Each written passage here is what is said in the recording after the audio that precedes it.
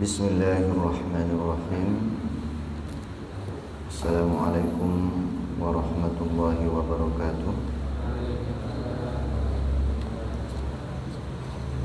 Innal hamdalillah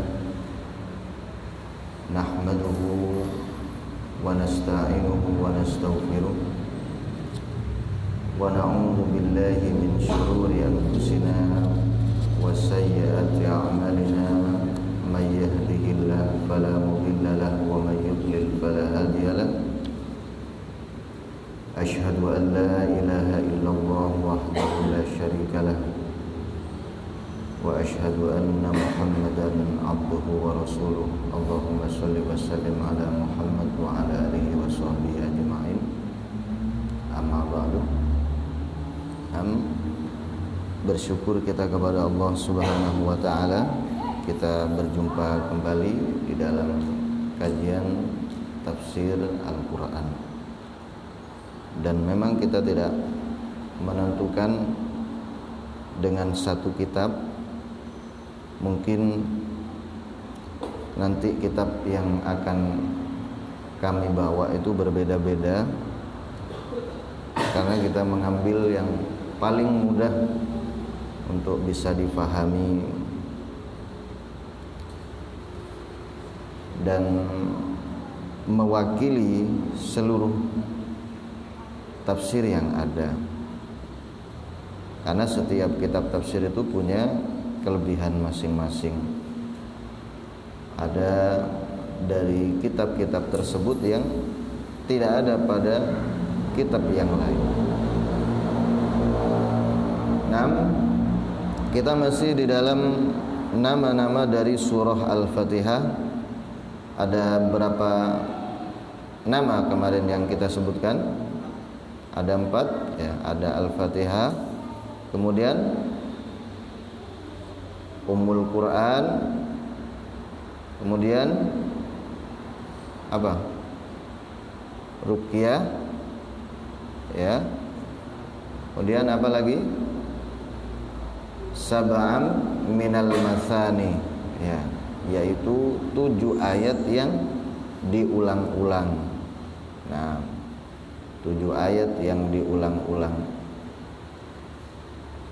Sehingga pun dengan susunan daripada surah Al-Fatihah yang 7 itu juga memiliki makna tersendiri.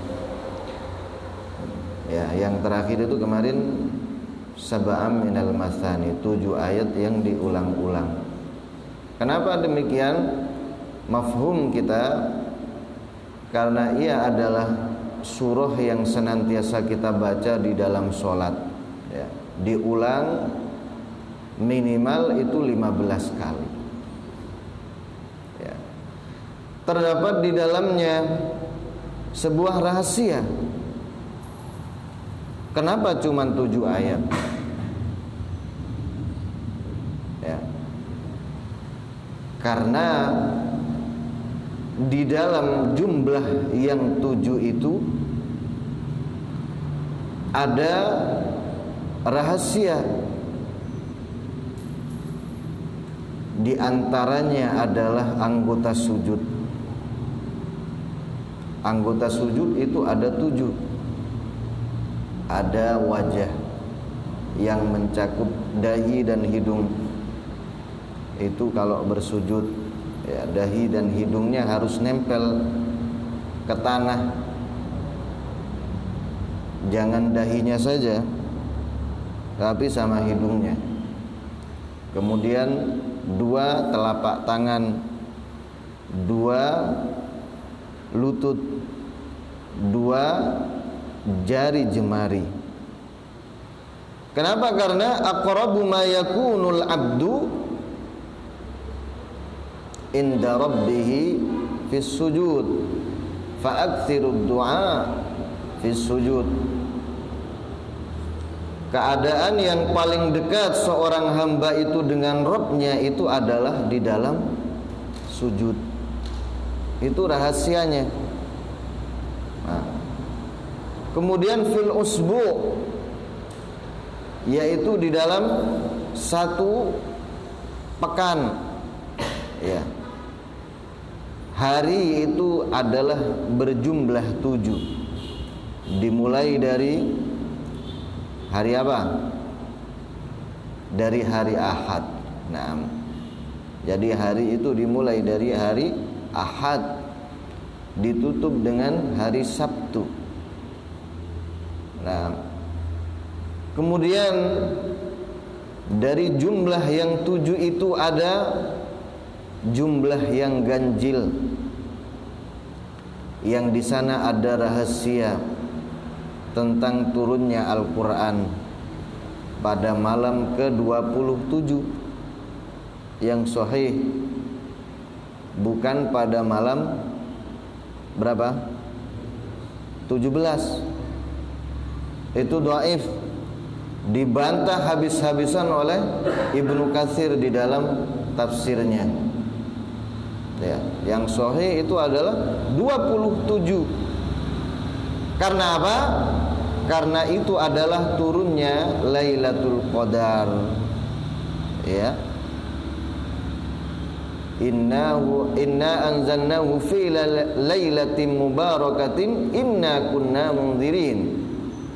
Kami turunkan Al-Quran itu fi lailatin mubarakatin inna kunna munzirin, pada malam yang berkah.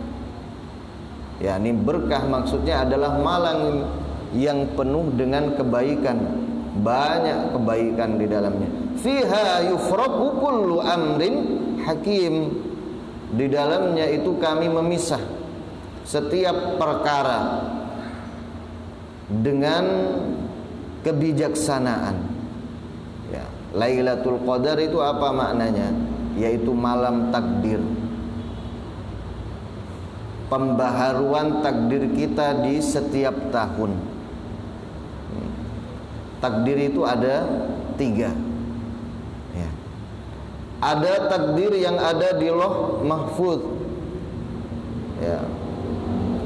Allazi khalaqa kulla syai'in faqaddarahu taqdira. Allah yang menciptakan segala sesuatu. Kemudian Allah menentukan takdirnya dari segala sesuatu itu, dan itu tidak bisa dirubah. Nah, itu namanya takdir yang ada di Lauh Mahfuz, yang malaikat pun tidak tahu isinya, hanya Allah yang tahu. Makanya dikatakan Lauhun Mahfuzun. Lauh itu adalah lembaran, mahfuz itu yang terjaga. Jadi tidak ada yang tahu. Malaikat tidak tahu, hanya Allah yang tahu. Dan kolam,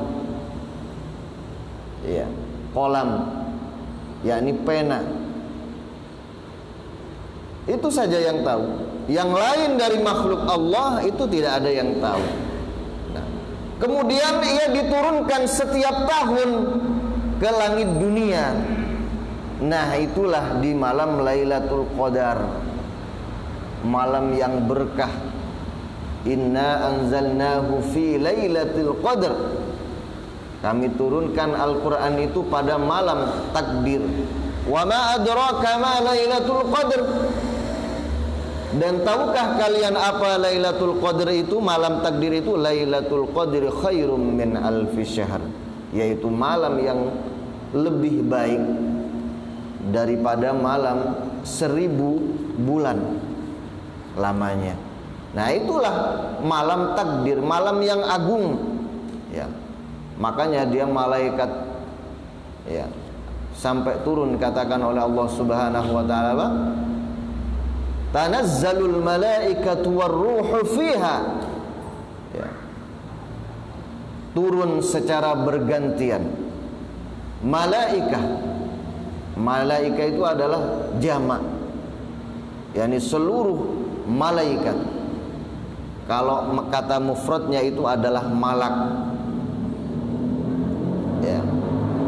Malak artinya adalah, malak itu adalah rasul, utusan dari Allah Subhanahu wa taala. Nah, itu diturunkan, malaikat itu turun. Waruhu fiha, dan ruh di situ adalah malaikat Jibril. Ya. Kenapa dikhususkan penyebutannya? Karena beliau itu adalah pemimpin dari seluruh malaikat. Ya. Jadi pemimpin di antara para malaikat itu adalah Jibril. Pemimpin di antara para nabi dan rasul itu adalah Muhammad, nabi kita sallallahu alaihi wasallam. Nah, itu sampai kemudian langit itu menjadi gelap dan seluruh pepohonan itu diam, angin pun berhenti tertiup karena Lailatul Qadar itu. Nah, itulah namanya takdir samawi. Berapa sudah? 2. Ya. Kemudian yang ketiga adalah takdir yaumian. Ya. Takdir harian. Nah, takdir samawi tadi bisa dirubah. Dia ada di tangan malaikat. Ya kan? Kemudian ada takdir yaumian, ada takdir harian. Itu ayatnya di dalam surah Ar-Rahman, kullu yaumin huwa fi sya'n. Setiap hari Allah itu berada di dalam kesibukan. Apa kesibukan Allah? Ngurusi makhluknya. Ya. Tapi kesibukan Allah itu enggak seperti kesibukan kita, maksudnya. Ya. Allah punya kesibukan, sifatnya Allah itu sibuk, ya, enggak sama dengan sibuknya kita. Ya, jangan samakan kemudian kalau kita itu sibuk nggak bisa diganggu, ya kan? Nggak bi'a terus kemudian melelahkan, seharian sibuk kemudian tidur. Tapi Allah Subhanahu wa ta'ala itu jauh dari sifat lelah. Allah itu tidak punya sifat lelah. Sifat lelah itu adalah sifat manusia. Dan Allah tidak pernah merasa terganggu. Iya. Dan Allah itu di dalam mengurus seluruh makhluknya itu tidak pernah tertinggal satupun. Bayangkan, ya. Setiap saat itu mesti ada orang sholat. Setiap saat mesti ada orang berdoa. Dan setiap orang berdoa itu berbeda-beda. Dan semua itu Allah Subhanahu wa ta'ala itu mendengar. Ya. Makanya apa dikatakan? Wala yuhituna bihi ilma. Katakan, ya'lamu ma baina aydihim wa ma khalfahum wala yuhituna bihi ilma. Allah itu mengetahui seluruh apa yang ada di depan dan di belakang mereka manusia. Wala yuhituna bihi ilma, dan tidak ada satupun dari manusia ataupun malaikat yang bisa meliputi ilmu Allah Subhanahu wa ta'ala. Nah, ini nggak nyampe pikiran kita itu gimana cara membedakan. Ya. Ya. Ini doanya Pak Samsul. Ini doanya si fulan. Ini doanya si fulan. Semua dalam satu waktu. Bagaimana cara membedakan? Nggak nyampe pikiran kita. Dan semua didengar oleh Allah, semua dikabulkan oleh Allah Subhanahu wa ta'ala. Wa qala rabbukum ud'uni astajib lakum. Ini agungnya Allah Subhanahu wa ta'ala. Tidak sama, laisa kamitslihi syai'un. Ya, bahwa Allah itu tidaklah sama dengan sesuatu apapun dari makhluknya. Itu tadi sab'an minal masani, 7 ayat yang diulang-ulang. Di antara rahasianya adalah itu jumlah yang 7 menunjukkan waktu yang diturunkan Al-Quran di situ, malam yang mulia, yaitu malam ke-27. Paling banyak Lailatul Qadar itu turun pada tanggal 27. Sampai ada yang dari para ulama itu menetapkan bahkan ya, pasti dia turun di malam 27 ya, saking agungnya ya itu tadi. Dan Allah Subhanahu wa taala itu tidaklah menyusun sesuatu kecuali memang di sana ada rahasia. Ya. Sebagaimana seorang penyusun dari buku, seorang berilmu yang dia menyampaikan ilmunya, ya, berkata kepada manusia, setiap ya kalimat yang dia keluarkan itu pasti ya bersumber dari ilmu. Nah, Allah Subhanahu wa taala itu lebih agung daripada itu. Ada tujuan tertentu ya. Sebagaimana kita misalnya melihat suatu penciptaan atau apalah dari orang yang dia itu pandai, seperti kita misalnya beli mobil ya, mobil yang canggih ya, dari segala sisinya, dari spionnya ada rahasia. Nah, di mana di situ ada apa namanya? Apa itu namanya ya? Kayak semisal kalau orang itu diketahui dari itu, dari sisi belakangnya, apa itu namanya itu? Hah? Iya, spion, tahu. Selain daripada kamera, ya pokoknya ada rahasia tertentu yang di sana diletakkan, yang memang diciptakan untuk apa? Ya untuk menunjukkan kelebihan benda yang dia ciptakan. Itu kita katakan apa? Orang itu apa? Hebat, ya kan? Karena di setiap sisi yang dia ciptakan ada rahasia tertentu yang diinginkan di situ. Nah, Allah Subhanahu wa taala lebih agung daripada itu. Pasti di setiap ya susunan ayatnya ya, dari segi jumlahnya, semua itu ada rahasia. Berikut juga dengan jumlah huruf daripada Al-Quran, sebagaimana nanti kita akan menafsirkan jumlah huruf dari Bismillah. Ya, ini yang diketemukan, yang dijelaskan oleh Rasul Shallallahu Alaihi Wasallam rahasianya. Cuma dari Bismillah, kenapa? Karena Bismillah itu adalah merupakan ayat yang sering kita baca, yang senantiasa akan kita amalkan di setiap perbuatan, makanya dia ditunjukkan rahasianya. Sementara ayat-ayat yang lain itu tidak ditunjukkan oleh Rasul Shallallahu Alaihi Wasallam. Nah, itu sab'am minal mathani. Kemudian yang kelima, dan ini kita cukupkan, adalah nama dari Al-Fatihah itu adalah as-shalah ya, as-shalatu, salat. Apa maknanya salat? Doa pertama. Yang kedua, karena dinisbahkan kepada salat, di mana salat itu tidak sah kalau tidak diisi dengan Al-Fatihah. Rukun daripada salat adalah Al-Fatihah.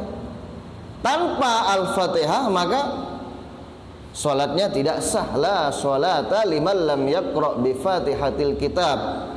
Tidak ada salat ya, dikatakan dinafikan salat itu bagi orang yang tidak membaca surah Al-Fatihah. Nah, kenapa dinamai salat? Karena Allah yang menamai. Apa kata Allah Subhanahu wa taala dalam hadis qudsi? Qassamtus sholata baini wa baina abdi nisfaini. Aku bagi salat itu dua bagian, setengah-setengah, setengah untukku dan setengah untuk hambaku.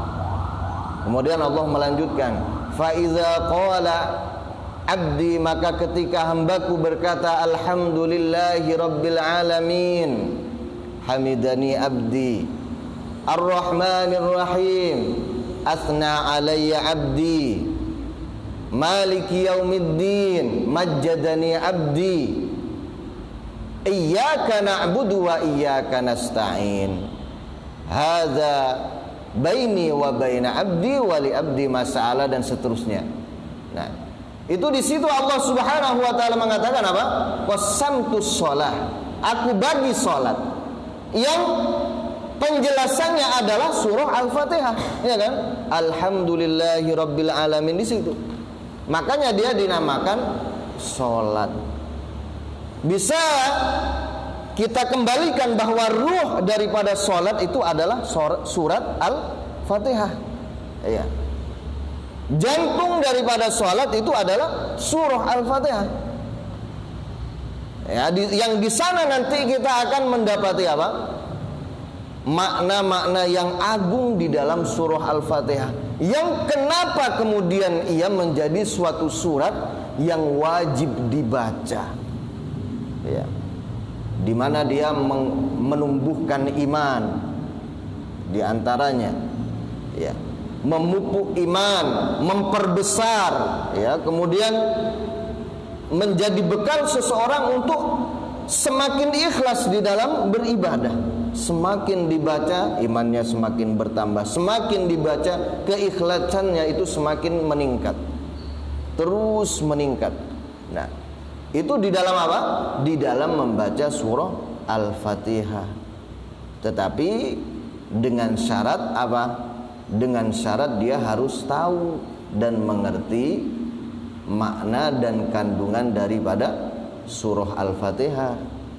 Kalau tidak mengerti, ya seperti kita ini sudah, ya, baca tiap hari surah Al-Fatihah, ya tetap aja imannya begitu, ya kan?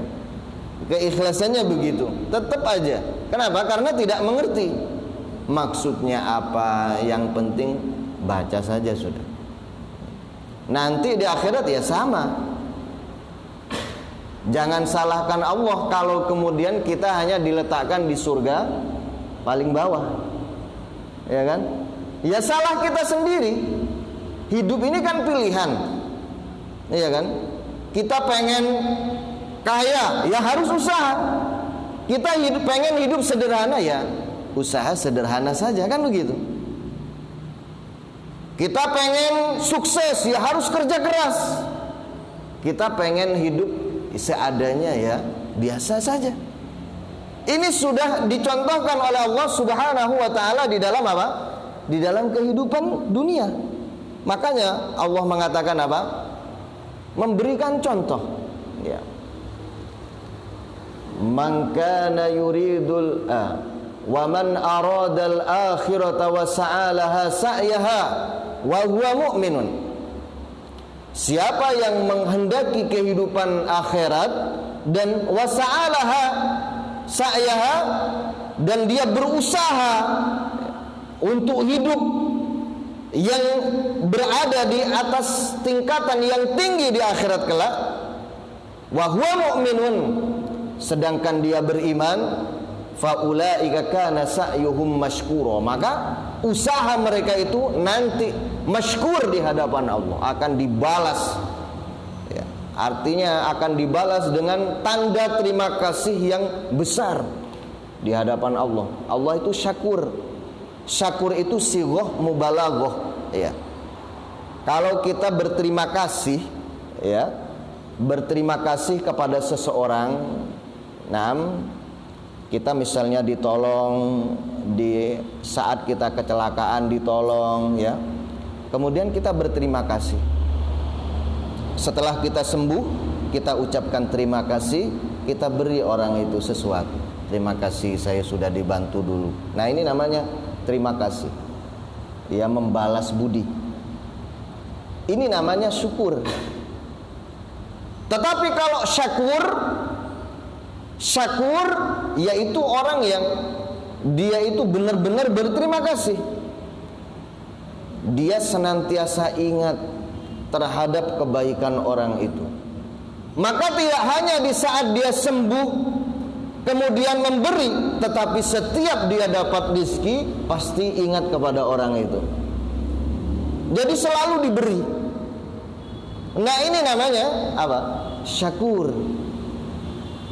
Semakin dia bersyukur, semakin dia itu besar pemberiannya.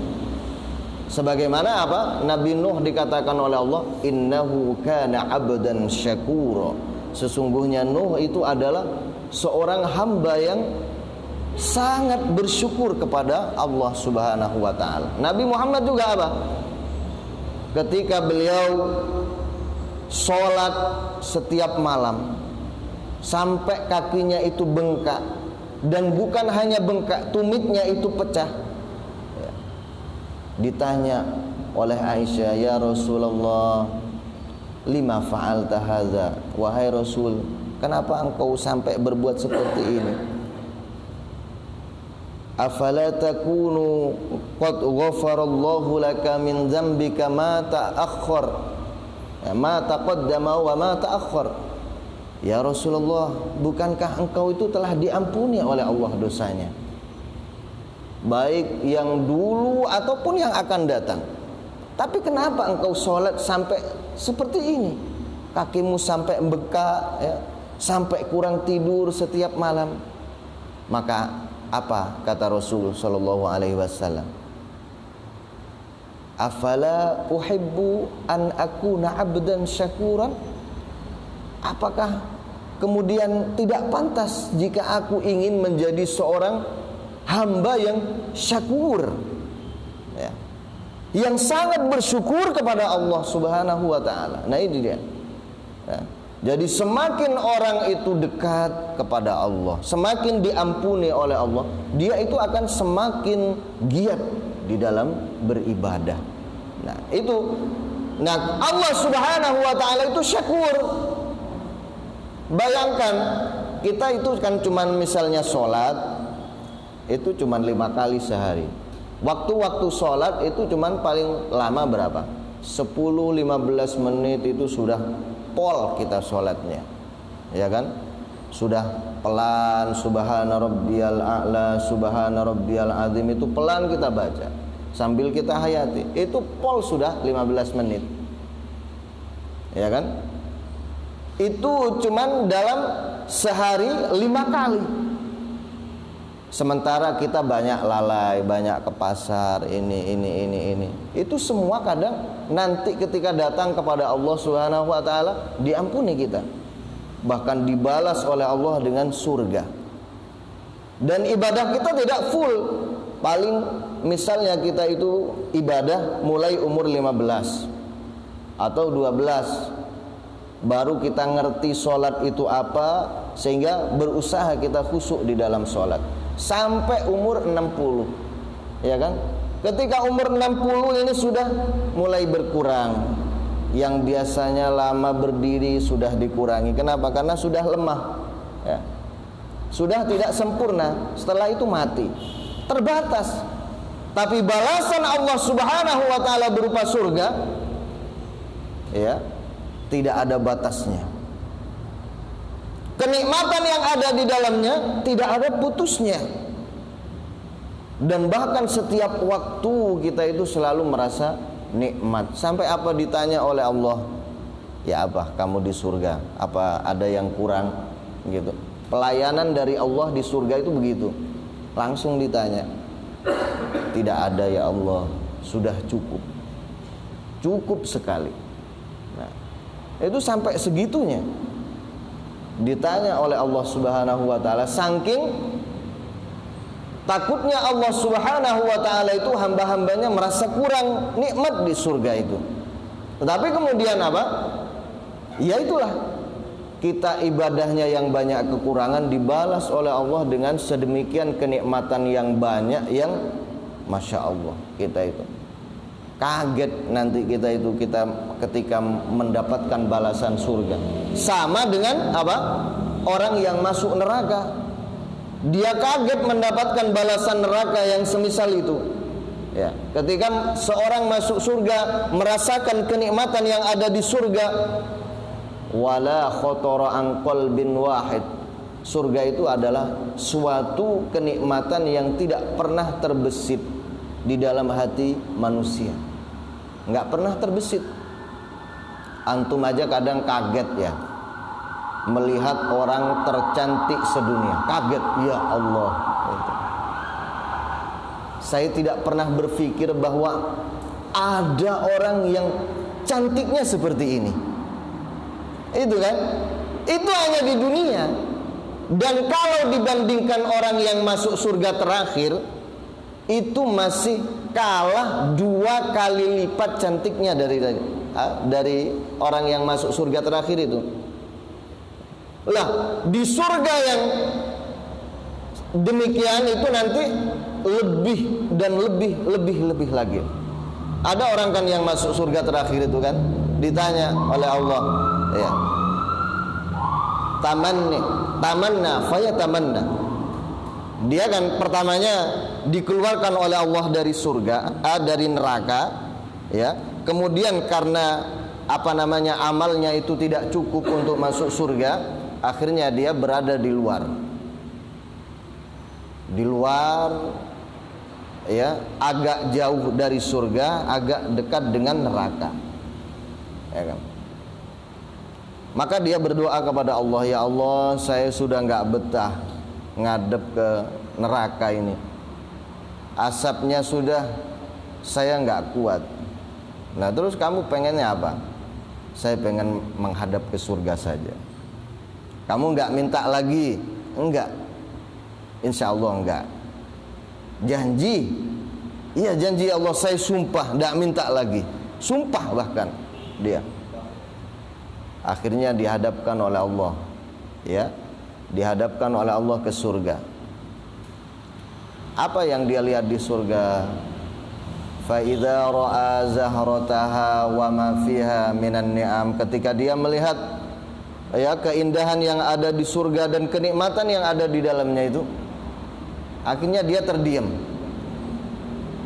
Apa terdiam itu?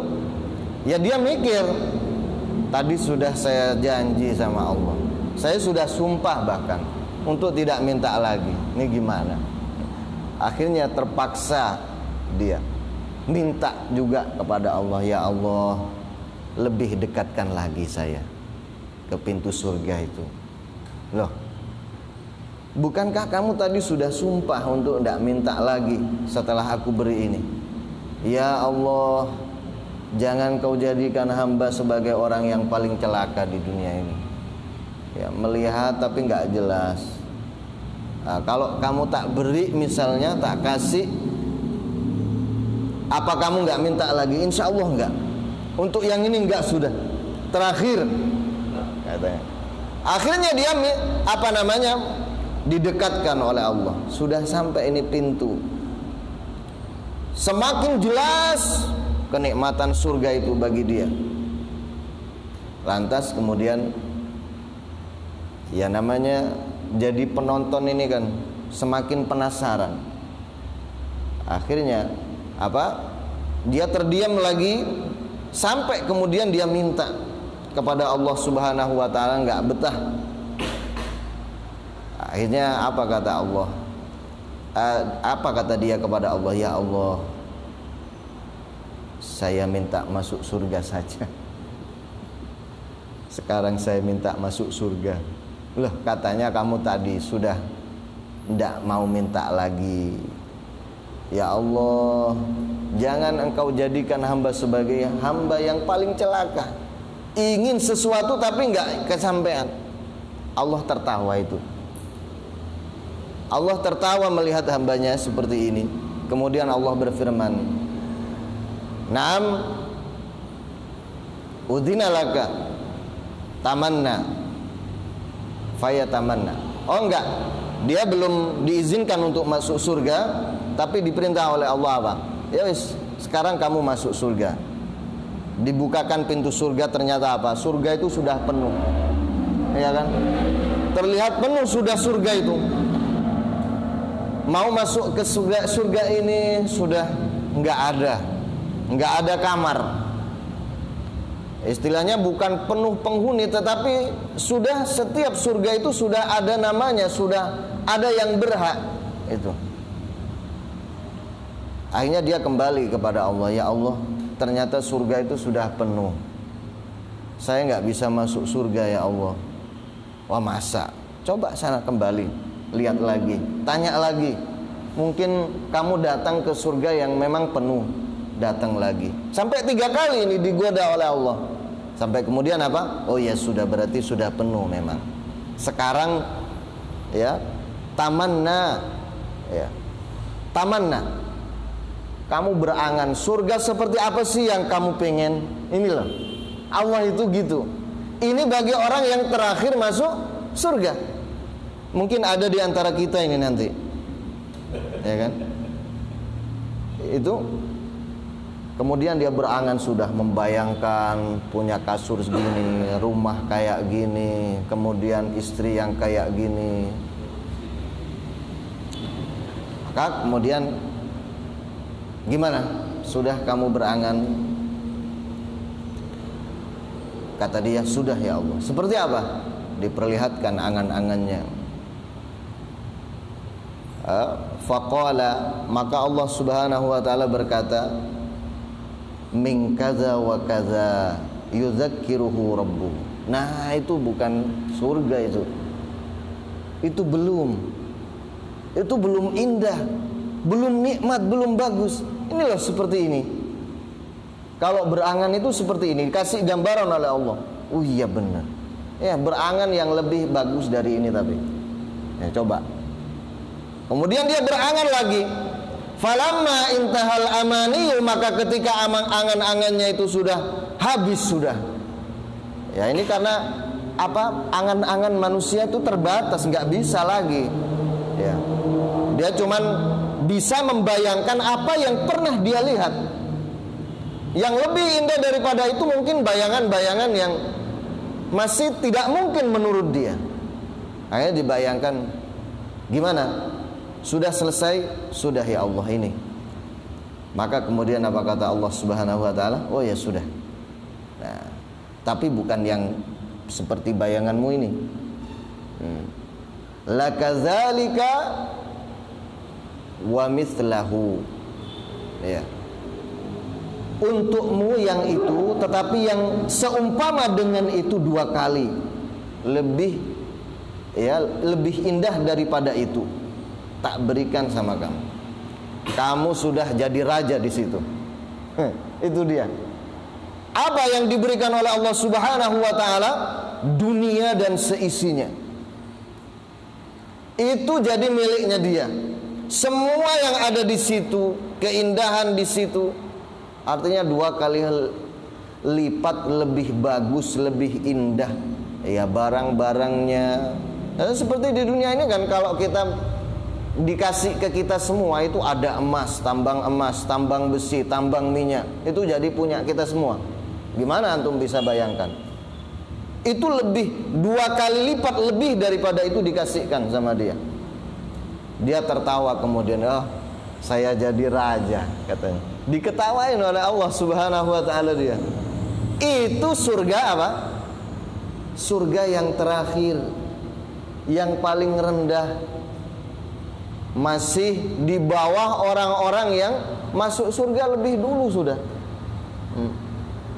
Ini Masya Allah ya. Nah, kita itu pengennya yang mana? Nah, kalau pengen yang lebih tinggi, ya keinginan Fatlullah yu'tihi may yasha, pemberian keutamaan dari Allah itu diberikan oleh Allah bagi siapa yang dikehendaki oleh Allah Subhanahu wa taala. Ya.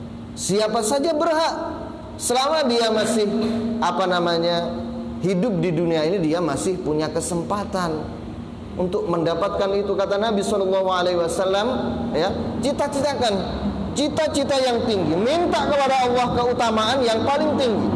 Kalau minta sama Allah, tidak usah malu. Kalau kamu minta surga Firdaus. Ini kata Nabi. Surga Firdaus itu apa? Surga yang tempat para nabi. Dia bayangkan.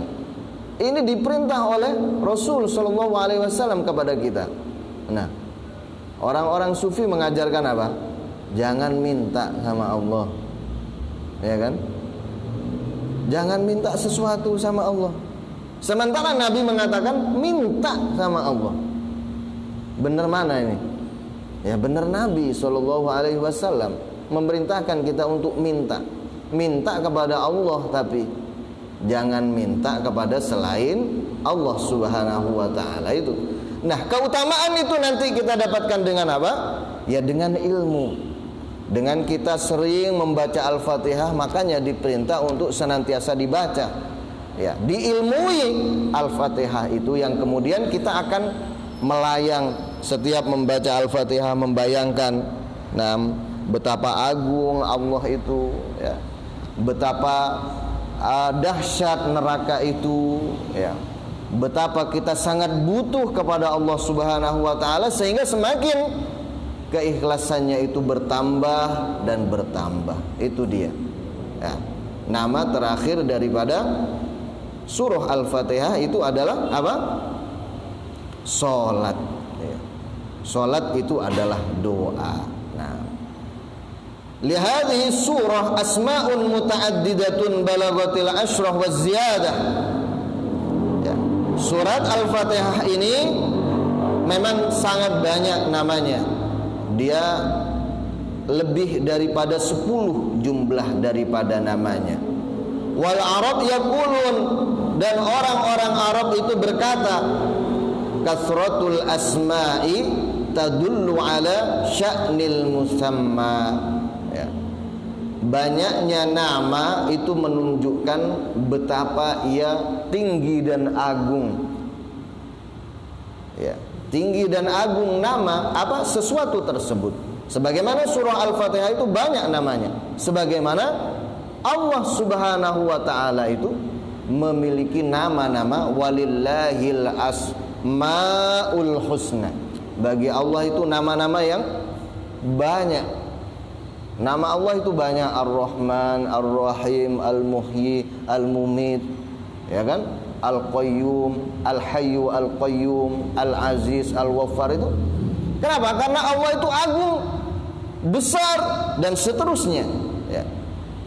Oleh karena itu, makanya Allah itu memiliki banyak nama. Sebagaimana surah Al-Fatihah, dia memiliki banyak nama di dalamnya. Nah, kemudian kita sekarang akan masuk kepada kalimat Bismillahirrahmanirrahim. Nah, kita lewati darinya A'udzubillahi minasyaitonirrajim, ya. Karena kebanyakan daripada kitab tafsir itu biasanya membahas tentang a'udzubillahi minasyaitonirrajim. Cuman kenapa kita di sini tidak membahasnya? Insya Allah nanti kita akan lewati di dalam ayat-ayat yang lain dari Al-Quran ini. Dan yang terpenting sekarang adalah Bismillah, ya.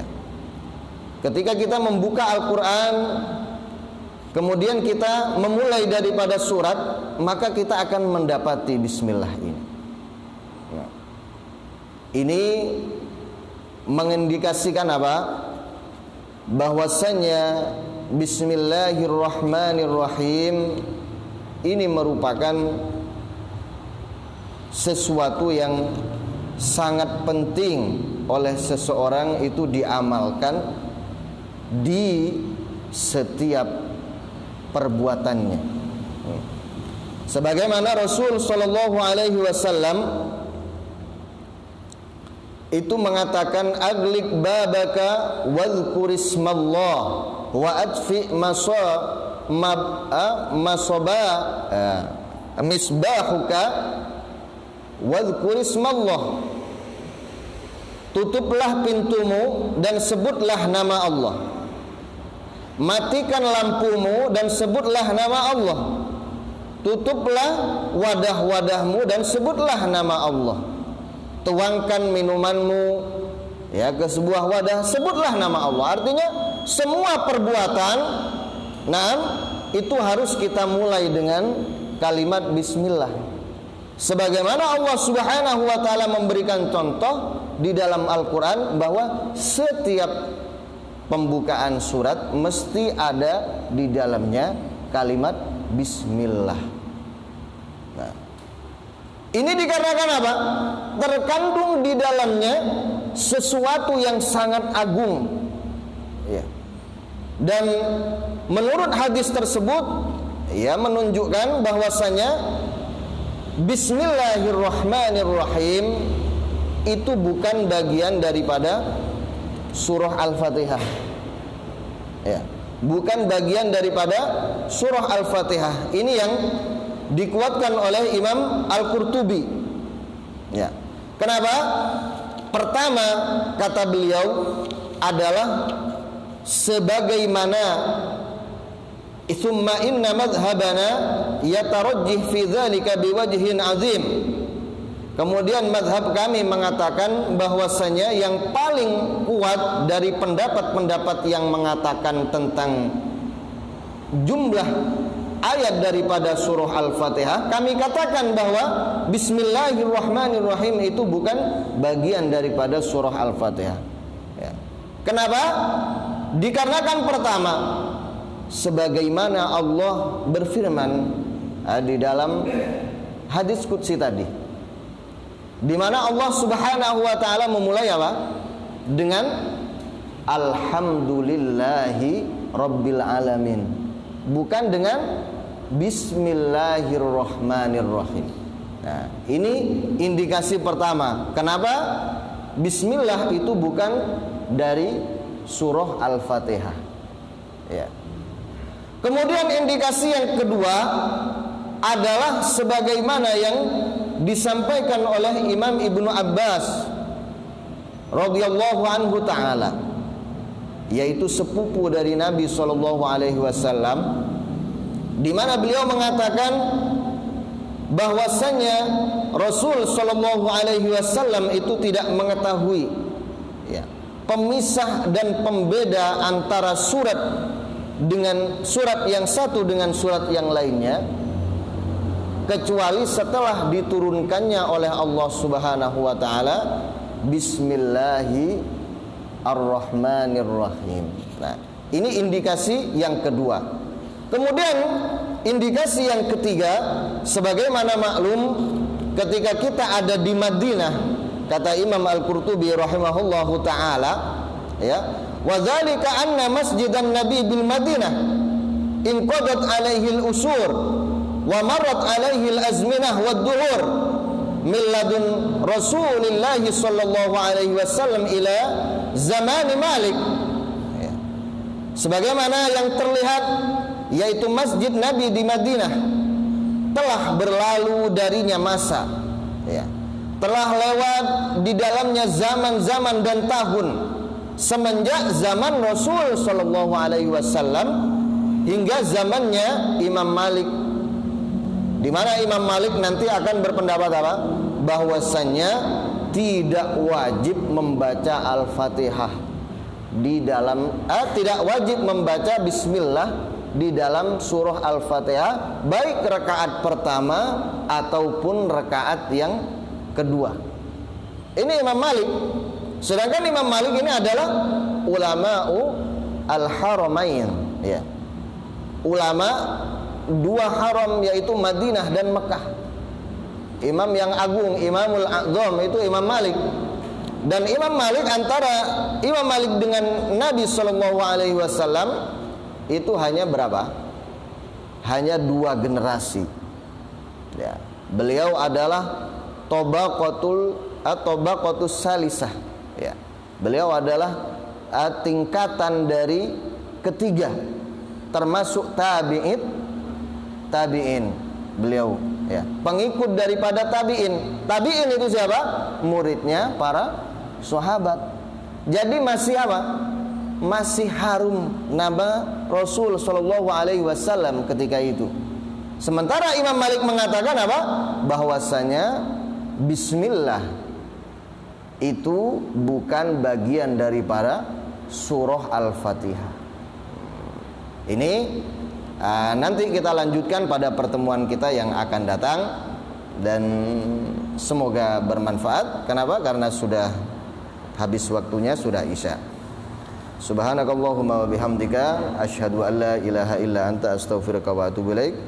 Assalamualaikum warahmatullahi wabarakatuh.